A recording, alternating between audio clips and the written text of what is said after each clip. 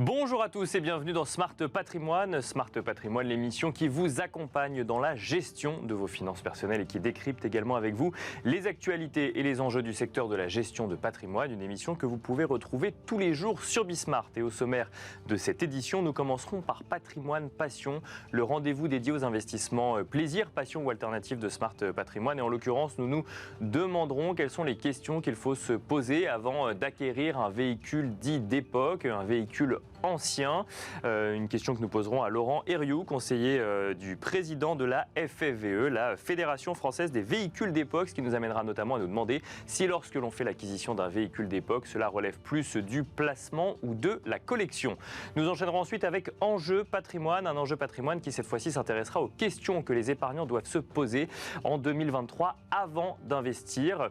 Doivent-ils se poser certaines questions pour se prémunir contre des arnaques ou notamment sur des sujets de frais ou d'autres questions en matière d'épargne, des questions que nous poserons à Grégoire Vuarlot, directeur des contrôles des pratiques commerciales au sein de l'ACPR. On se retrouve tout de suite sur le plateau Smart Patrimoine. Quelles questions faut-il se poser lorsque l'on veut investir ou en tout cas acquérir un véhicule d'époque? Voilà le sujet qui va nous animer aujourd'hui dans Patrimoine Passion. Et pour cela, nous avons le plaisir d'être en plateau avec Laurent Herriou. Bonjour Laurent Herriou. Bonjour. Bienvenue sur le plateau de Smart Patrimoine. Vous êtes conseiller du président de la FFVE, Fédération Française des Véhicules d'Époque, mais aussi vice-président de la FIFA, pour le coup, Fédération internationale des véhicules anciens. On va se demander un petit peu avec vous quelles sont les questions qu'il faut se poser lorsque l'on veut acquérir un véhicule d'époque et si on veut le faire d'un point de vue placement, déjà si c'est possible. Mais juste avant, peut-être avant de commenter ce type d'acquisition, le salon Rétromobile s'est tenu il y a une dizaine de jours, en tout cas a fermé ses portes il y a une dizaine de jours. Il était ouvert jusqu'au 4 février dernier. Qu'est-ce qu'on peut en retenir selon vous sur l'appétence peut-être des investisseurs ou des collectionneurs pour ce type de biens divers, si je puis le dire ainsi? De biens divers, d'accord. Écoutez, Rétromobile, on a la chance en France d'avoir, je pense, le plus beau salon de véhicules classiques au monde. Pas le plus grand, le plus beau. Et il faut le dire. Je dis ça parce que beaucoup d'acteurs étrangers, visiteurs, mais également professionnels, grands marchands, exposent à Rétromobile.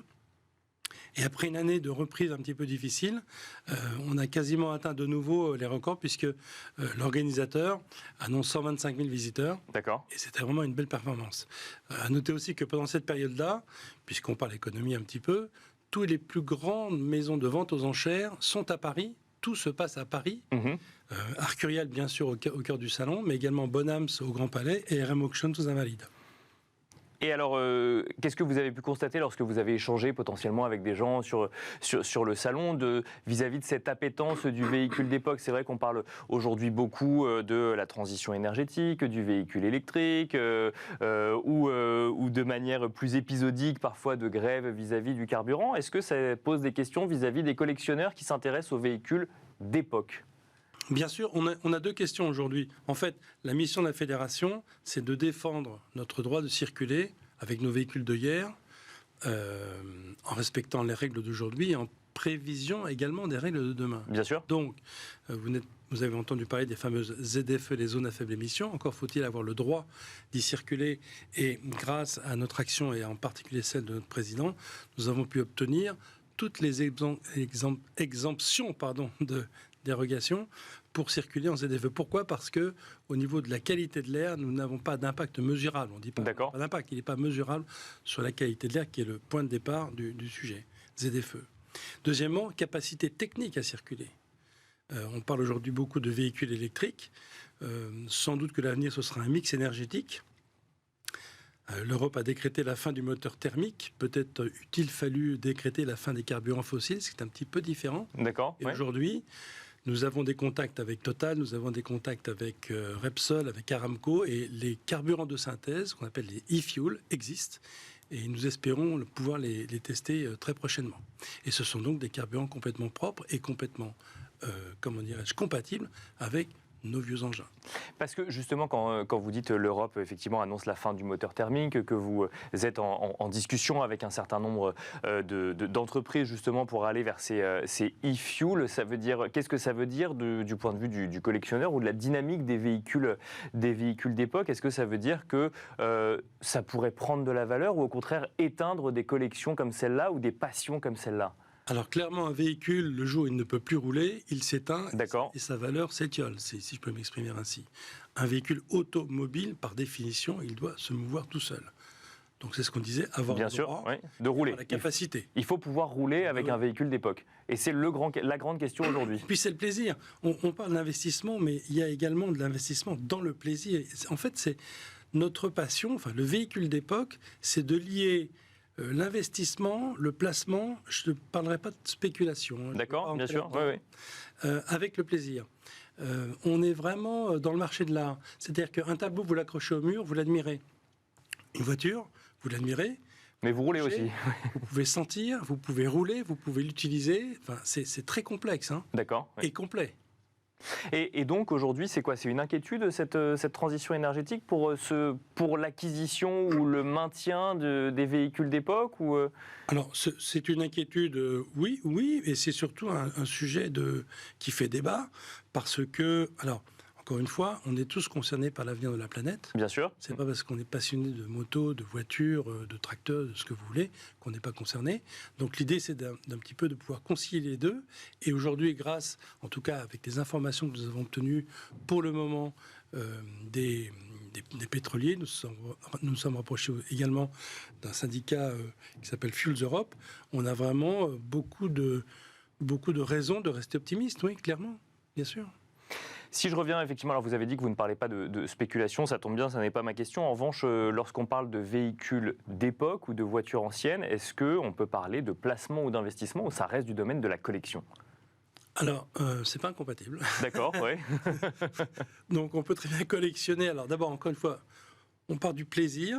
Il faut se faire plaisir, mais comme quand vous allez faire un placement bancaire, acheter un tableau, que sais-je encore, il faut vraiment vous entourer de personnes qui connaissent ce sujet. C'est-à-dire que on fera vraiment, on réalisera une belle opération, j'ai envie de dire à l'achat. C'est à l'achat qu'on réalise l'opération. Si on achète bien, clairement, il y a toutes les raisons pour que ça se passe très bien. Donc comme dans l'immobilier ou sur d'autres typologies d'investissement. D'accord. C'est le point de départ, c'est l'achat.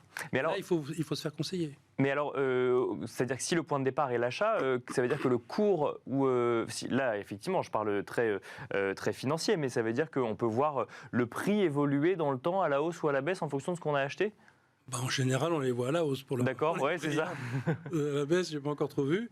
Mais c'est vrai que si on se projette sur les 10 dernières années, le placement en véhicule de collection est indéniablement une réussite. Je n'ai pas les chiffres en tête, mais...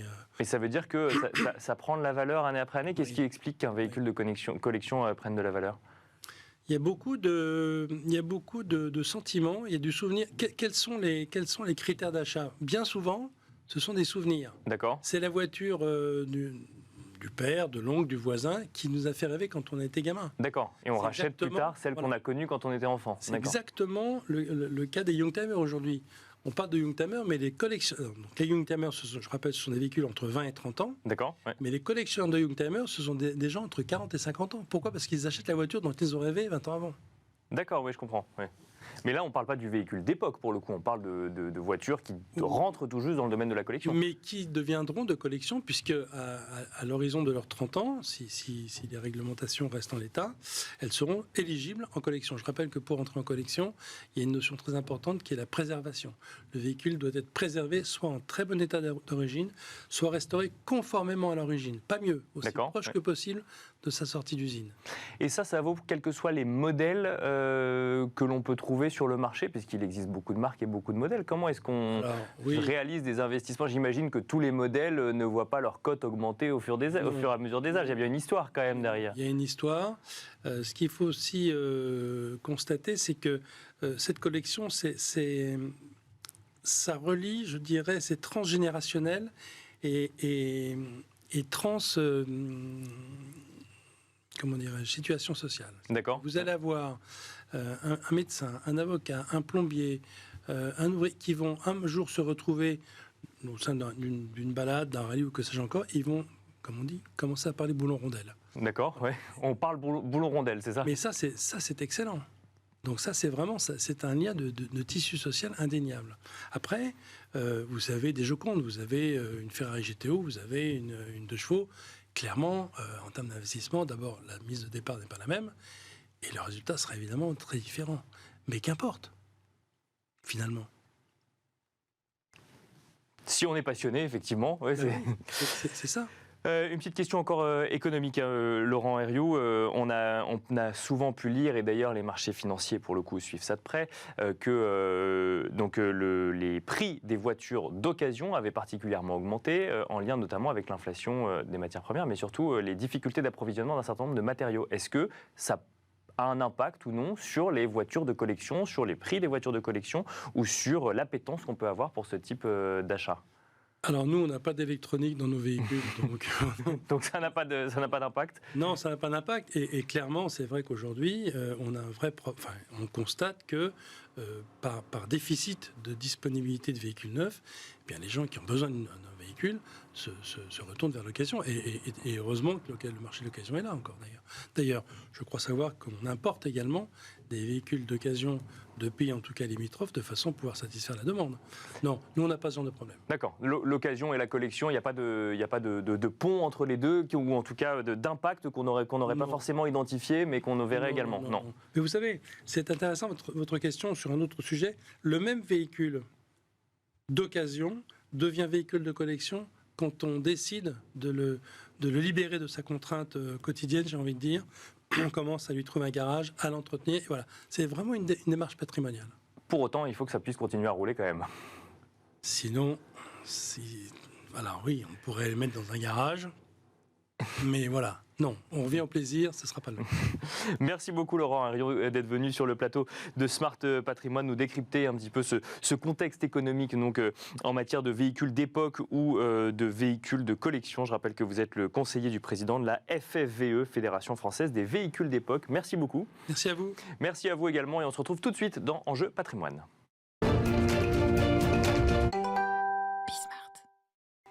À quoi les épargnants doivent-ils faire attention en ce début d'année? Voilà la question que nous allons poser dans Enjeu Patrimoine à Grégoire Vuarlot, directeur des contrôles des pratiques commerciales au sein de l'ACPR. Bonjour Grégoire Vuarlot. Bonjour. Bienvenue sur le plateau de Smart Patrimoine. On entend ou on lit souvent l'ACPR mettre en garde les épargnants sur un certain nombre de sujets, que ce soit sur un sujet frais ou sur un sujet arnaque d'ailleurs qui est aussi suivi de près par l'AMF ou d'autres institutions de contrôle. Aussi, on trouvait intéressant de regarder un petit peu avec vous, de dresser un petit peu avec vous la liste des choses que les épargnants doivent avoir en tête avant de prendre des décisions de placement ou d'investissement. Et si on commençait par les frais, justement, Grégoire Vuarlot, la CPR s'est souvent exprimé sur le sujet. À quoi est-ce qu'il faut faire attention ?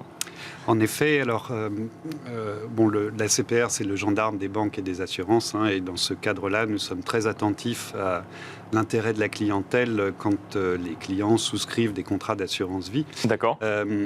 L'assurance vie, c'est un énorme marché, c'est le premier placement financier des Français, c'est plus de 2000 milliards d'encours. D'accord. Et là-dessus, il y a 500 milliards d'assurance vie, de contrats d'assurance vie qui proposent des unités de compte.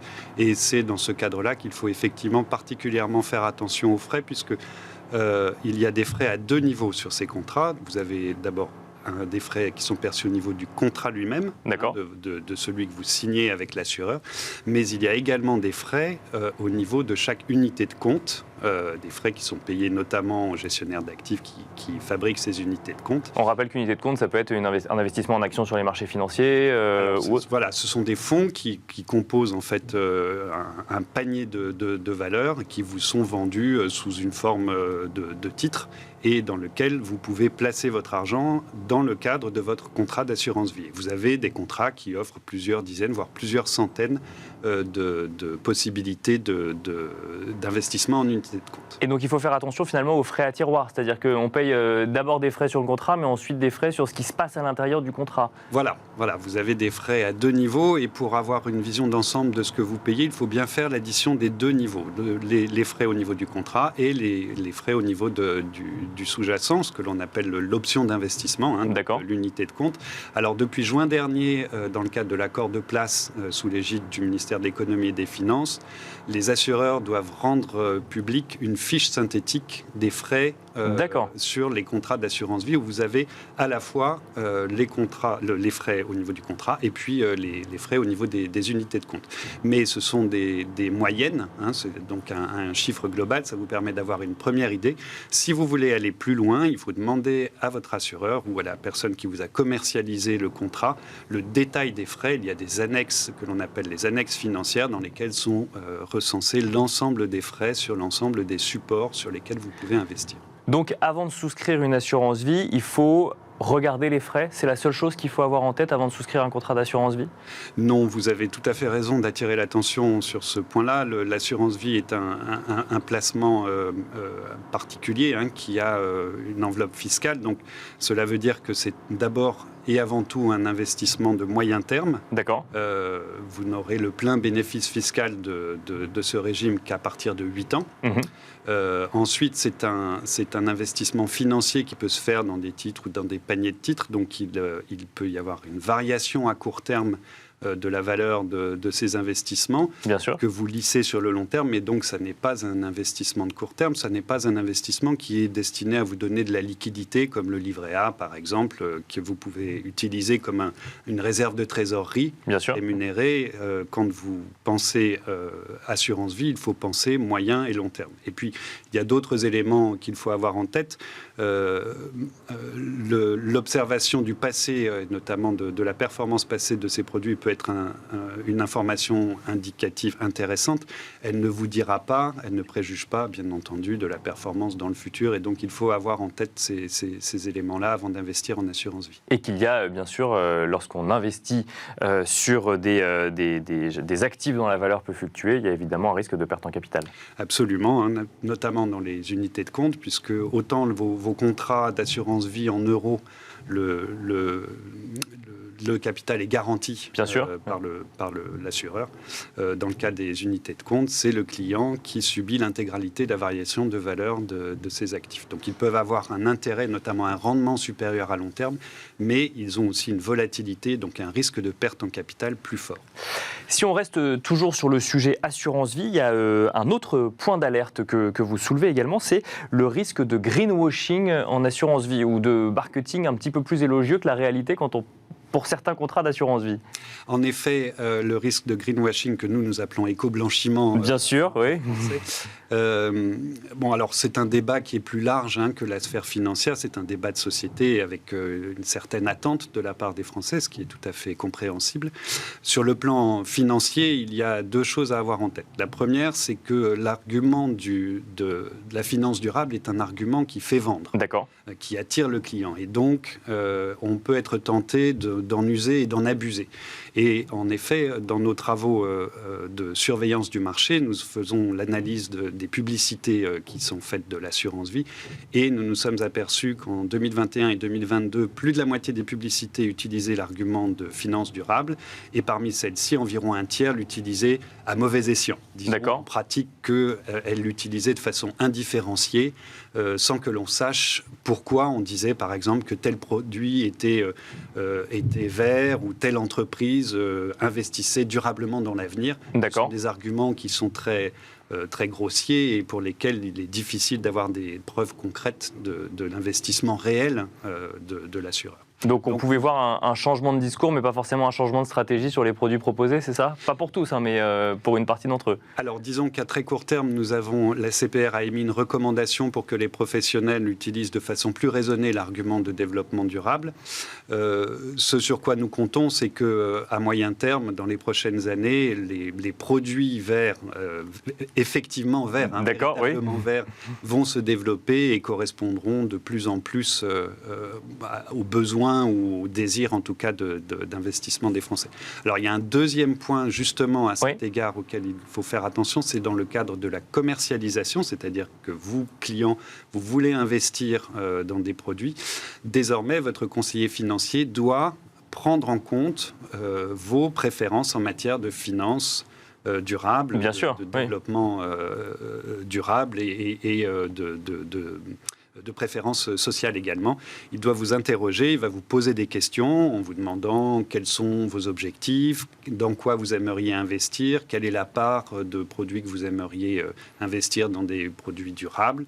Donc, vous aurez un dialogue avec votre conseiller financier sur ce sujet. Il n'aura pas nécessairement les produits adéquats qui correspondront complètement à vos préférences à vous proposer, mais néanmoins, ce dialogue sera fructueux puisqu'il vous permettra déjà de prendre en compte cet argument, ce besoin, et puis de voir qu'est-ce qui peut s'approcher au mieux de vos besoins. De ses propres valeurs, effectivement, lorsque l'on décide tout simplement où est investie notre épargne. Donc ça, c'était pour l'assurance vie, finalement, le placement préféré des Français, ou un des placements les plus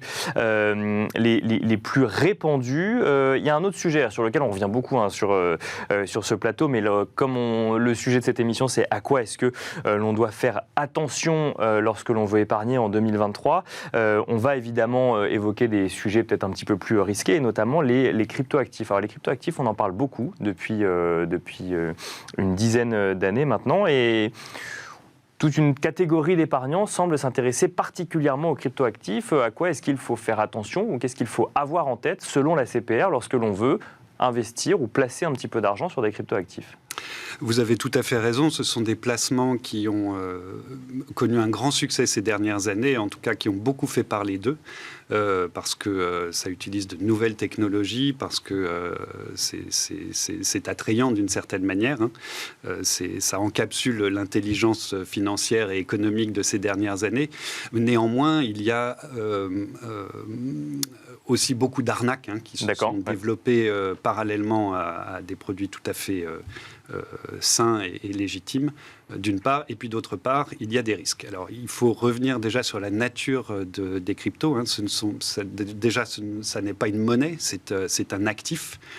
C'est un actif qui est très particulier puisque c'est un actif numérique, et donc il n'a pas les caractéristiques d'une monnaie, c'est-à-dire qu'il n'est pas liquide.